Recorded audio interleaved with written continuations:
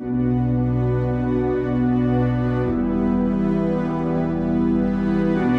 thought it was a mouse. That was my very first reaction.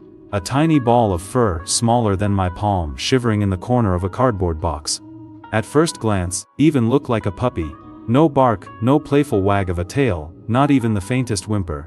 Just silence, only by the sound of its fragile breathing. I froze. My mind kept replaying the same question. What is this little creature doing here? How is it even alive? Closer, half expecting it to scurry away like a frightened rodent. But then, in the faintest motion, it lifted its head. And in that moment, I realized, I wasn't looking at a mouse. I was looking at the smallest puppy I had ever seen in my life. Its body was so frail that I was almost afraid to touch it, like a single wrong move could break it apart. Its ribs showed through its thin skin, its fur was patchy, and its paws were no bigger than grains of rice. I could feel my heart tighten, because this wasn't just a puppy. It was life hanging by the thinnest thread, silently for help. My hands trembled as I reached in, gently scooping it up. The warmth of my palm seemed to swallow its entire body, and as I held it, couldn't stop thinking, how could something so small be left alone like this? I didn't know it then, this puppy's story would change the way I looked at survival, love, and hope. As I held the puppy closer, I noticed how unnaturally still it was. Usually squirm, wiggle, or at least react when lifted. But this one, it just lay there, limp against my hand. For a second, fear shot through me. Was it already too late? I pressed my ear close, desperate to hear something, anything, and then I caught it, a faint, irregular heartbeat. But there, that single sound made my chest tighten. It wasn't just a puppy anymore. It was a life balancing on the edge of survival. I had to decide whether I was going to step in or walk away. I looked back into the cardboard box. No blanket, no food, no trace of its mother, just a few scraps of damp newspaper sticking to the sides. Someone had left it there, abandoned without even a chance. My heart sank as I realized, whoever placed this puppy here must have thought it wouldn't survive the night. I couldn't put it back. I couldn't pretend I hadn't seen it. Each tiny shiver of its fragile body, I felt like it was asking me for one thing: please don't leave me. I rushed home, carefully wrapping it in the sleeve of my jacket. Every step felt urgent, like time was against me. When I placed it on a soft towel in my living room, I could see it more clearly now. Its eyes were only half open, cloudy and unfocused. Its nose twitched as though smelling the unfamiliar air, let out a faint squeak, barely a sound, but to me, it was like a cry for help. I hurried to get a small dropper, filling it with warm milk. My hands shook as I tried to feed it drop by drop. At first, nothing happened. The puppy just lay there, its tiny mouth refusing to open. But then, a fragile motion, it licked at the milk. That was the moment hope sparked inside me. It was fighting, it was choosing to hold on. Still, I couldn't ignore the reality the odds were stacked against it. Its body was cold, its movements slow, and its entire being seemed too delicate for this world. As I watched it cling to life with every drop it swallowed, I knew I couldn't give up either. This puppy, smaller than a mouse, just given me a reason to fight alongside it. The first night was the hardest. I barely slept, checking every few minutes to make sure the puppy was still breathing. Each time its tiny chest rose and fell, relief washed over me. The truth was clear, this was not going to be easy. Every hour mattered, and every decision I made could tip the balance between life and loss. A hot water bottle under the towel, careful not to let the heat burn its fragile skin. Slowly, I saw the trembling ease. For the first time, looked a little less cold, a little less weak.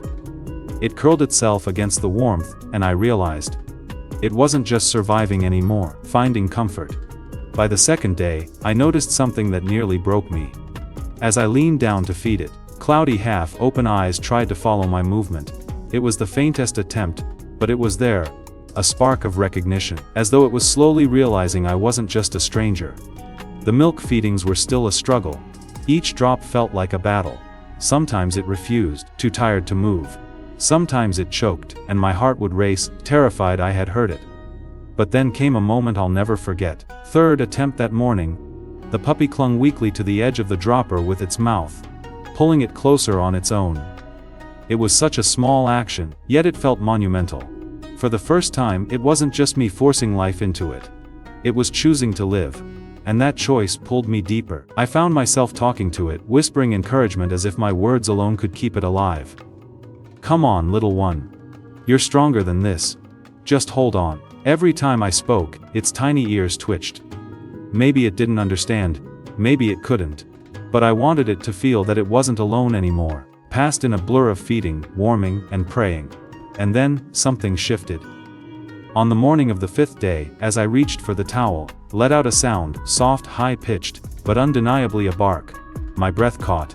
That single sound, fragile as it was, felt like a declaration. "I'm still here." In that moment I realized something profound. This wasn't just about saving a life. It was about watching resilience in its purest form. A creature so tiny it could be mistaken for a mouse was teaching me more about strength than anything else ever had. By the end of the first week, no longer looked like a fragile shadow clinging to life. It was still impossibly small, so tiny that a teacup could easily hold it. But now, movement, energy, and a new light in its eyes. The first time it tried to stand, I almost didn't notice. Its legs wobbled like twigs in the wind, almost instantly. But instead of giving up, it tried again, and again. Each attempt ended the same way, a stumble, a fall. But there was something powerful in its persistence. Watching it, I felt a strange surge of pride, as if every step forward was our shared victory. Bark it had given me days earlier began to grow stronger. It wasn't loud by any means, but it was filled with determination. Every squeak, attempt at sound, was its way of saying I'm alive, and I want you to know it. Feeding time became less stressful. Where once I worried with every drop, the puppy leaned forward eagerly, its tiny mouth opening without hesitation. Each feeding felt like progress, another brick in the foundation of its survival. But beyond survival, something else began to form. Connection. Whenever I entered the room, its cloudy eyes followed me. When I spoke softly, its ears perked. And once, as I leaned down to adjust the towel, I felt the faint brush of its nose against my finger. It was searching for comfort, for familiarity. And it found it in me. That moment cracked something inside me. Puppy wasn't just living in my home. It was living in my heart. But with that bond came fear. Because as strong as it seemed now, I knew how fragile it still was. The world outside was harsh, and even with all my care, I couldn't predict what tomorrow would bring. Every small milestone was a joy, but it was also a reminder that everything could change in an instant. Still, I chose not to dwell on fear. Instead, I let myself celebrate the little things, the way it curled up against the warmth, the way its tiny paws twitched when it dreamed, rested peacefully knowing it was safe. Day by day, I was no longer just a rescuer. I had become its family. By the second week, transformation was undeniable. The puppy that once fit in the curve of my palm, still and silent, now had a spark that couldn't be ignored. Its legs, wobbly, began to carry it short distances across the towel. Its head, once too heavy to lift for more than a moment, now turned with curiosity at every sound. I remember the first time it tried to follow me. I had set it down gently on the blanket, while preparing its milk. When I turned back, it was dragging itself forward, tiny step fueled by determination. It didn't make it far. Only a few inches. But that effort told me everything I needed to know. This little fighter wasn't just surviving anymore. It was ready to live. That night, as it curled against my chest, I thought about the irony of it all. At first, for a mouse, something people often dismiss, overlook, or even fear. But in truth, this fragile puppy carried more courage than most creatures I'd ever encountered. It didn't ask for pity, and it didn't wait for perfect conditions. Fought for every breath, every drop of milk, every moment of warmth. The bond between us grew stronger each day.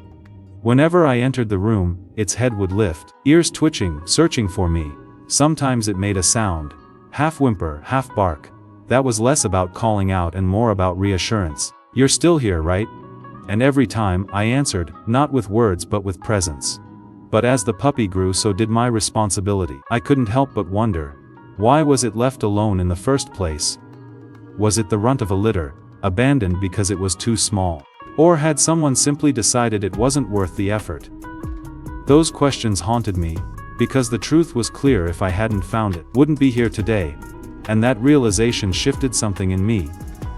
This wasn't just about saving a puppy anymore. It was about understanding the silent battles so many creatures, so many people even, fight every day, unseen by the world. It was about resilience, about refusing to give up even when the odds seem impossible. In that tiny body, I saw a reflection of something bigger: the human struggle to be noticed, cared for, to survive in a world that can be both cruel and beautiful. And strangely enough, this puppy was teaching me more than I was teaching it.